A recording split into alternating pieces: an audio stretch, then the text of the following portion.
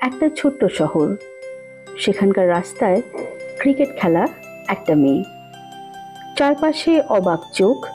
কেউ ভাবতেই পারেনি একদিন এই মেয়েটাই ভারতের জার্সি গায়ে বিশ্বকাপ মঞ্চে ইতিহাস লিখবে।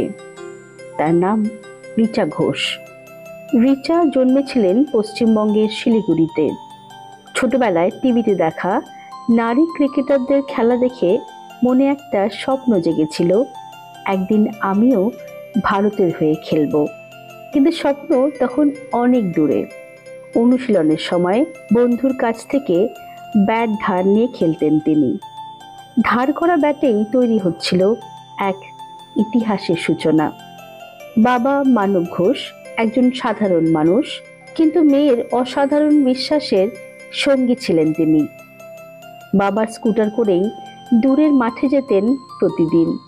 রোদ, বৃষ্টি, ঝড় কিছুই আটকাতে পারেনি এই দুইজনকে, কারণ তাদের চোখে তখন একটাই লক্ষ্য, টিম ইন্ডিয়া।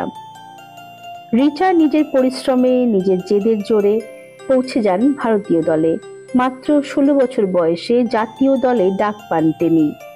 সেই বয়সে অনেকেই হয়তো বোর্ড পরীক্ষার চিন্তায় ব্যস্ত থাকেন, কিন্তু রিচা তখন প্রস্তুত হচ্ছেন বিশ্বের সেরা বোলারদের মুখোমুখি হতে।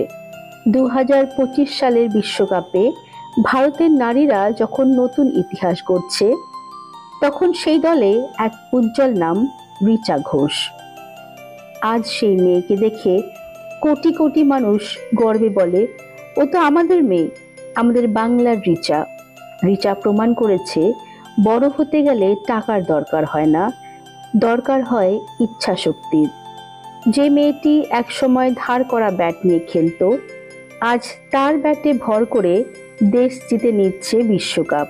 তার গল্পটা শুধু ক্রিকেটের নয়, এটা একটা বিশ্বাসের গল্প, এক বাঙালি মেয়ের সাহসের গল্প, এক স্বপ্নকে বাস্তবে রূপ দেওয়ার গল্প।